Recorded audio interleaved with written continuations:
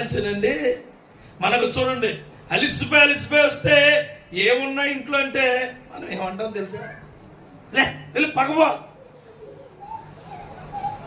ఒక గంట మనం కష్టపడితే నీ బిడ్డలు కానీ ఎవరైనా వస్తే నేను అడిగితే తల చాలా చిరాకు ఉంది, బయటికి వెళ్ళిపో, కాసేపు నన్ను ఎవరు కూడా డిస్టర్బ్ చేయకండి అంట. చేస్తే డిస్టర్బ్ చేయొద్దు నన్ను. యేసుక్రీస్తు దొంగని అన్నాడా? బాబు ఓ పావు గంట ఆగు అన్నాడా? అసలు నాకు సిలువ చాలా బరువుగా ఉంది, మీరు ఎవరైనా వచ్చి ఓ 10 నిమిషాలు సిలువ అన్నాడా? ఆయన లేదండి, అనలేదు.